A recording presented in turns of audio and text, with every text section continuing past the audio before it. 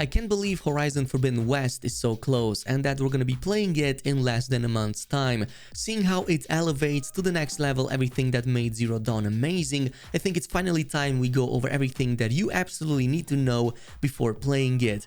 There's more player choice than ever before, new features, amazing new environments, and a brand new story that will set it apart from anything you've experienced so far.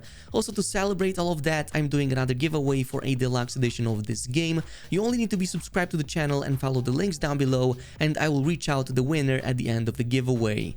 Let's begin with the story. It's set about 6 months after the events of the first game, continuing the story of Aloy as she journeys into the mysterious frontier called the Forbidden West, on a quest of course to find the source of a mysterious plague that kills everything it infects. On her journey across the uncharted lands, she discovers a vast array of diverse ecosystems, but also lands ravaged by massive storms and deadly new enemies. She must of course reunite with old friends and forge new alliances with warring new factions, while also trying to stay ahead of the seemingly extinction level event that's threatening humanity once more. This brings us to number 2, world size. Obviously, the map in Horizon Forbidden West will be larger compared to that of Zero Dawn, but it also adds a lot more content, increased density, and a lot more verticality for players to explore when playing. This includes both upwards as well as underwater. Action takes place obviously in the Forbidden West, as the title implies, a post-apocalyptic version of the Western United States, specifically in the regions set between Utah and the coast of the Pacific Ocean. This means you will have access to a varied range of biomes, from massive mountain ranges to swamps, forests and plains, all the way up to a massive desert, most likely set up in the Nevada region, and also the sandy beaches and the now ruined landmarks of the post-apocalyptic San Francisco. What further adds to the exploration are the newly added underwater zones that also come with their new encounters and new mechanics. We don't really know exactly how heavily these underwater zones will be featured in the game, but it's very likely that they will add new challenges and new collectibles, not just new enemy encounters. At number 3, to make traversal even cooler, there's new tools and improvements to make just that, including the addition of the pullcaster and the shield wing. The pullcaster is basically your wrist-mounted grappling hook that Aloy can use to launch herself towards new heights. It's designed to easily snap onto nearby points and doesn't seem to require any careful aiming, meaning that it won't interrupt the flow of combat or movement and will likely create new and interesting combat outcomes. It can also be used to pull down structures in the open world, allowing for newer ways to complete puzzles or find secret areas. The shield wing is your next tool and very useful in open world games nowadays. It's basically a glider, but it provides an exhilarating way to return from an epic climb, and it's especially useful in the Forbidden West with all the added verticality. It's also useful at creating interesting combat strategy moments, since it synergizes very well with the previously mentioned pullcaster. Like for example, you can quickly get in and out of combat or create openings in the enemy's defenses in order to follow up with a powerful attack from above. It's also very useful to quickly land on your mount and plan your escape, for example. Moving on to number 4, also an exploration related improvement, we have the free climbing, which is a new feature added to make large sections of the terrain now climbable in ways that was previously not possible in Zero Dawn. Like rocky surfaces in many areas are now freely climbable without the usage of any of the tribe tools, and while it's likely not going to be as completely free as it was in Breath of the Wild, it will definitely give you a lot of new ways to reach higher up places more efficiently and more dynamically than ever before. Aloy can also jump, leap away, and also climb surfaces or high vault over terrain in order to raise herself on top of objects and reach these higher up places to better plan her next attack or just have fun while exploring. Moving on to number 5, combat and obviously melee have also gone through some drastic improvements by adding obviously additional depth to the gameplay and increasing the skill cap for players. Yes, Aloy still uses her spear for close range combat, but now she also gets access to melee combos and cool new skills, including the Valor surges. One of these abilities is called the Resonator Blast. It's a new mechanic that creates a powerful synergy between melee and range combat. When using spear attacks, Aloy will stack up energy onto the enemy, and when shot with an arrow, that will make it deal a huge amount of explosive damage, also affecting nearby enemies. Valor surges, on the other hand, are even flashier because these are basically your new ultimate attacks. You can see them being indicated by the Valor bar with the purple color that will fill up as you perform more skillful actions, such as hitting enemy weak points or tearing off armor. And once that is full, you can pretty much unleash it for some devastating effects. Now, players can unlock a total of 12 Valor surges in total by working through Aloy's skill tree and spending skill points.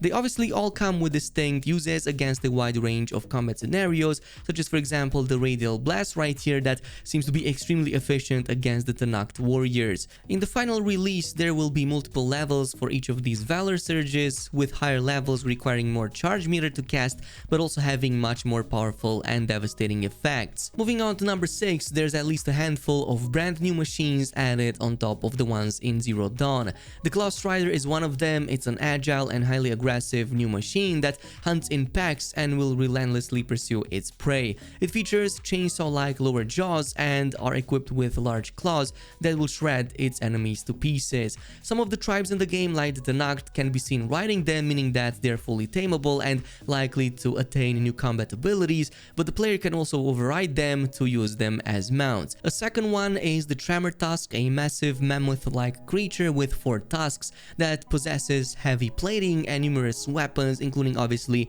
laser capabilities. It also seems to be one of the encounters that can be found both naturally out in the wild, but also under the control of the previously mentioned Tanact, meaning that they can become way more aggressive and way more dangerous if you do remove those enemies from its back. The Clamberjaw is the next one. It's a simian-like machine that resembles a monkey, but it's also capable of climbing trees and other surfaces, adding a whole new layer of combat in the Forbidden West. We also saw the Rollerback, a pangolin-type machine that can armor itself up and roll over, crushing everything in its path while also leaving a trail of fire behind. Also, the Shell Snapper is inspired by the snapping turtle, and despite of its massive size, is more than capable of leaping and then stretching its neck to better reach its enemies. It also seems to absorb attacks to build up energy, meaning that it can also unleash that for some devastating stun attacks. The Slitherfang is probably my favorite. It's an oversized Cobra type machine that can climb their way on structures, but it's also capable of firing pressurized acid streams. It's likely going to be one of the tougher encounters in the Forbidden West, and it also has a rattle attack using the tail to produce high-range waves of electricity to deal damage in a rather large area. There's plenty more on top. We saw the Sunwings and a few other flying types that resemble bats in the recent trailer, and also the Tide Ripper plus the Burrower. These are basically large amphibious machines that can attack both on land and underwater. Coming up to number 7, obviously to tackle these encounters you need new tools, and while some of the ones in Zero Dawn are making a return, including your bows and the Blastling, there's also some new weapons and gadgets. One of them is the Spike Thrower, a new high damage weapon that when thrown at the right moment makes it easier for you to hit large targets for really high damage. We also saw the addition of the adhesive projectiles, extremely efficient against some of the Tremor Tusks in the game, slowing down their movement as it solidifies rather than just providing a debuff like how it was with some of the examples in the first game. It also seems to be way easier to set up traps compared to the first game, only requiring 1 shot rather than a 2-shot setup like how it was in Zero Dawn. And all of these weapons can obviously be upgraded to be made way stronger, but we don't really have much information on that yet. Now, obviously, enemies and AI improvements are also part of Forbidden West. Coming up to number 8, more in-depth combat system for encounters against humans, including new enemy classes, have also made their way in the game. One such example was the Champion class that we saw, that comes with its own unique behaviors and functions, and it's basically a large human enemy with a lot of combat experience that's also harder to deal with than any of the other human encounters. There's also massive AI improvements. AI in Zero Dawn already supported some dynamic terrain changes, but you could usually pretty much cheese that by simply climbing on an inaccessible spot and then just farm them from there. While enemies and enemy AI in Forbidden West now searches for opportunities to take you down and also traverses the environment way better. And it's also possible to obviously see them jumping in and out of water and chasing you when you happen to be around them.